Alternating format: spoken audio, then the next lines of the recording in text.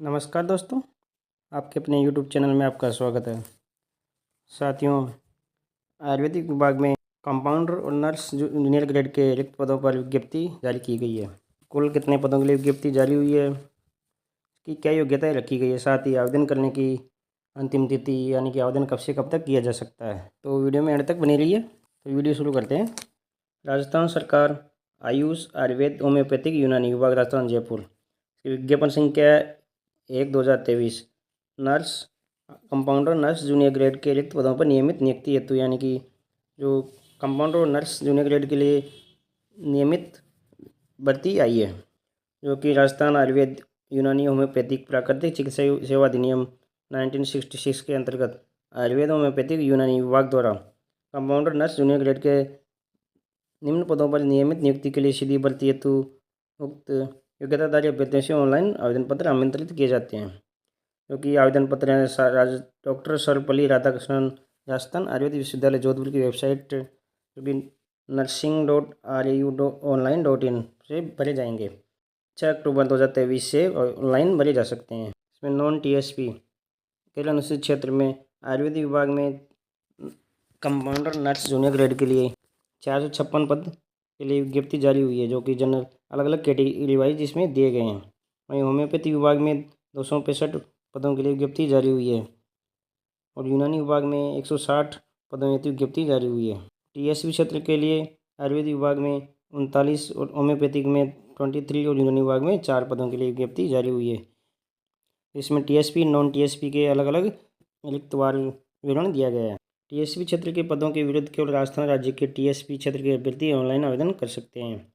इसकी योग्यता की बात करें तो इसमें शैक्षणिक योग्यता जो भारत में विधि द्वारा स्थापित किसी विश्वविद्यालय से आयुर्वेद नर्सिंग में 3 वर्षीय डिप्लोमा या 4 वर्षीय BSc 3 वर्षीय डिप्लोमा या 4 वर्ष की BSc आयुर्वेद नर्सिंग में, साथ ही इंटर्नशिप आवश्यक है, क्योंकि आवेदन की अंतिम तिथि तक प्राप्त होना अनिवार्य है। साथ ही आयुर्वेद नर्सिंग परिषद अधिनियम द्वारा अंतिम तिथि तक आयुर्वेद नर्सिंग काउंसिल में रजिस्ट्रेशन करवाया जाना अनिवार्य है। वही अभ्यर्थी पद के लिए आवेदन करने के लिए पात्र होगा। आवेदन की अंतिम तिथि से पहले जिन अभ्यर्थियों के पास ये योग्यता है वही अभ्यर्थी आवेदन कर सकते हैं। साथ ही जो अभ्यर्थी अभी डिप्लोमा या BSc नर्सिंग कर रहे हैं वो उन अभ्यर्थियों के लिए दस्तावेज सत्यापन के समय आवेदन करने की अंतिम तिथि यानी 5 नवंबर 2023 तक शैक्षणिक अर्हता अर्जित करने का सबूत देना होगा। पे मैट्रिक्स की बात करें तो इसका पे मैट्रिक्स लेवल 10 रहेगा। राज्य सरकार के नियमानुसार परीक्षा काल में नियत मासिक वेतन दिया जाएगा। आयु सीमा 1 जनवरी 2024 को आधार मानकर रखी गई है, जो कि न्यूनतम 18 वर्ष और अधिकतम 40 वर्ष रखी गई है। आयु सीमा में नियमानुसार छूट दी गई है। राजस्थान राज्य के अनुसूचित जाति जनजाति पिछड़ा वर्ग अति पिछड़ा वर्ग और आर्थिक रूप से कमजोर वर्ग के पुरुष अभ्यर्थियों को 5 वर्ष की छूट है। सामान्य वर्ग की महिलाओं को 5 वर्ष की छूट है। राजस्थान राज्य की अनुसूचित जाति जनजाति पिछड़ा वर्ग अति पिछड़ा वर्ग और आर्थिक रूप से कमजोर वर्ग की महिला अभ्यर्थी को 10 वर्ष की छूट दी गई है। विधवा एवं विच्छिन्न महिला परित्यक्ता को आयु सीमा में कोई छूट नहीं है। चयन का आधार 12th और आयुर्वेद नर्सिंग BSc नर्सिंग उसके आधार पर इसकी मेरिट बनाई जाएगी। यदि कोई अभ्यर्थी किसी योजना के अंतर्गत राज्य सरकार की मुख्यमंत्री BPL जीवन रक्षा कोष राष्ट्रीय स्वास्थ्य मिशन डॉक्टर सर्वपल्ली राधाकृष्णन राजस्थान आयुर्वेद विश्वविद्यालय जोधपुर या सरकार द्वारा राजस्थान में संचालित कोई आयुष परियोजना के अंतर्गत विज्ञापित पदों के समान कार्य करने पर उसकी अवधि से अनुभव प्राप्त होने के आधार पर उसको प्रत्येक पूर्ण वर्ष के अनुभव पर 10% बोनस अंक और अधिकतम 30% बोनस अंक दिए जाएंगे। 1 वर्ष से कम अवधि के लिए कोई बोनस अंक देय नहीं होगा। यानी कि राजस्थान सरकार की मुख्यमंत्री BPL योजना में जीवन रक्षा कोष राष्ट्रीय स्वास्थ्य मिशन डॉक्टर सर्वपल्ली राधाकृष्णन आयुर्वेद विश्वविद्यालय जोधपुर या राज्य सरकार द्वारा राजस्थान राज्य में संचालित कोई आयुष परियोजना के अंतर्गत यदि कोई कार्य कर रहा है तो उस अभ्यर्थी को प्रत्येक पूर्ण वर्ष के अनुभव के आधार पर 10% बोनस अंक दिए जाएंगे और अधिकतम 30% तक दिए जाएंगे। आवेदन अवधि जो कि 6 अक्टूबर 2023 से 5 नवंबर 2023 रात्रि 12 बजे तक आवेदन किए जा सकते हैं। आवेदन की प्रक्रिया जो कि विभाग की वेबसाइट nursing.ru.online.in पर प्रकाशित कर दिया जाएगा। उसके अनुसार अभ्यर्थी ऑनलाइन आवेदन कर सकते हैं। ऑनलाइन आवेदन पत्र में संशोधन संबंधी सूचना यदि आवेदन सबमिट करने के पश्चात कोई अभ्यर्थी आवेदन पत्र में जेनेटिक डेटा को छोड़कर संशोधन करना चाहता है तो आवेदन की अंतिम तिथि के पश्चात 3 दिवस में यानी कि 8 नवंबर 2023 तक ऑनलाइन संशोधन कर सकता है। इसके पश्चात वो किसी प्रकार का संशोधन नहीं कर सकता। पंजीयन शुल्क की बात करें तो इसमें पंजीयन शुल्क वन टाइम रजिस्ट्रेशन करवाना होगा, जो कि एक बार ये पंजीयन शुल्क जमा कराना होगा। इसके लिए जनरल कैटेगरी के लिए 600 रुपये फीस रखी गई है।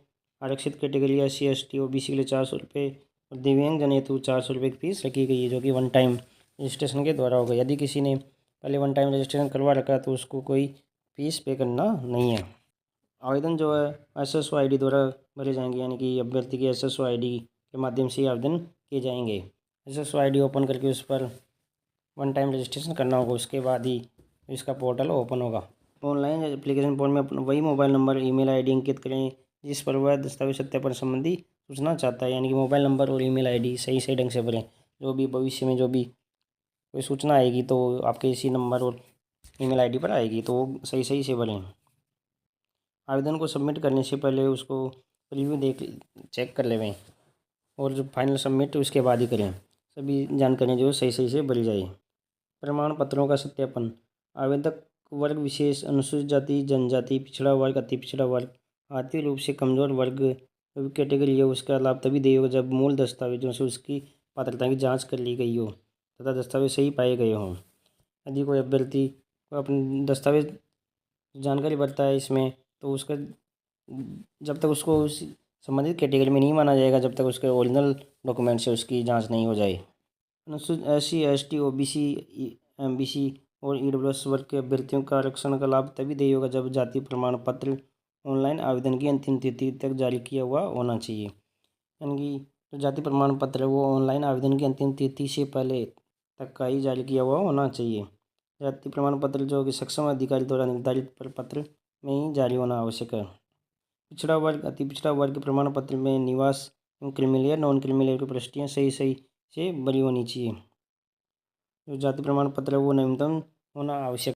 पिछड़ा वर्ग, अति पिछड़ा वर्ग का नवीनतम प्रमाण पत्र जो कि माता पिता की आय के आधार पर ही सक्षम अधिकारी द्वारा निर्धारित प्रपत्र पर जारी किया हुआ होना आवश्यक है। यदि कोई विधवा महिला है, तलाकशुदा महिला है, उसको विधवा परित्यक्ता श्रेणी में होने के संबंधी डिक्री और दस्तावेज होना आवश्यक है और साथ ही अंतिम तिथि तक उसने पुनर्विवाह नहीं किया है वह उसका शपथ पत्र प्रस्तुत करना होगा।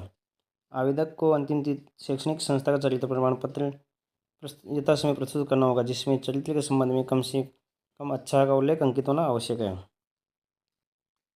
आवेदक को चयन उपरांत सक्षम प्राधिकार द्वारा जारी चिकित्सा प्रमाण पत्र प्रस्तुत करना होगा, यानी कि जो चिकित्सा प्रमाण पत्र वो सक्षम अधिकारी द्वारा प्रस्तुत करना होगा, जो कि दस्तावेज सत्यापन के बाद जरूरी है। अनुभव प्रमाण पत्र। यदि किसी अभ्यर्थी ने किसी योजना के अंदर कार्य किया तो इसी फॉर्मेट में उसको अनुभव प्रमाण पत्र बनवाना है। किस योजना में उसका नाम, पुत्र पुत्री, निवास कहाँ का, नियुक्ति कब, किस आदेश क्रमांक के द्वारा उसकी नियुक्ति हुई है, किस पद पर संविदा अनुबंध और स्थायी आधार पर है, किस संस्था में उसने कार्य किया है, कब से कब तक उसने कार्य किया है, इस प्रकार कुल उसकी कितनी अवधि तक उसने कितने माह वर्ष तक काम किया, तो इसका पूरा उसमें उल्लेख होना आवश्यक है। उसके बाद ही जो अधिकारी सक्षम अधिकारी द्वारा वो प्रमाण पत्र जारी किया हुआ होना आवश्यक है। अनुभव अवधि की गणना जो है ऑनलाइन आवेदन प्रारंभ होने की तिथि के ठीक पूर्व दिवस तक, यानी कि ऑनलाइन आवेदन जो है 6 अक्टूबर से शुरू हुए हैं, तो अनुभव की गणना जो 5 अक्टूबर तक ही की जाएगी। इसके बाद से उसकी गणना नहीं की जाएगी। अनुभव प्रमाण पत्र दस्तावेज सत्यापन के समय प्रस्तुत करना होगा। दस्तावेज सत्यापन के समय अनुभव प्रमाण पत्र नहीं प्रस्तुत नहीं करने पर बोनस अंक दे नहीं होंगे, यानी दस्तावेज सत्यापन के समय अनुभव प्रमाण पत्र जरूरी है। अगर किसी ने फॉर्म में तो भर दिया अनुभव ले रखा है, लेकिन अगर दस्तावेज सत्यापन में उसने प्रस्तुत नहीं किया तो उसको किसी प्रकार का अनुभव दे नहीं होगा। साथ ही अंतिम तिथि तो उसका दस्तावेज सत्यापन होगा, उसके बाद यदि कोई अनुभव प्रमाण पत्र प्रस्तुत करता है तो उस पर कोई विचार नहीं किया जाएगा, वो मान्य नहीं होगा। वीडियो को लाइक करें, शेयर करें, चैनल को सब्सक्राइब करना नहीं भूलें। डिस्क्रिप्शन में फेसबुक पेज और टेलीग्राम चैनल का लिंक दिया गया है, वहाँ से आप ज्वाइन कर सकते हैं ताकि आपको लेटेस्ट अपडेट मिलते रहें। धन्यवाद।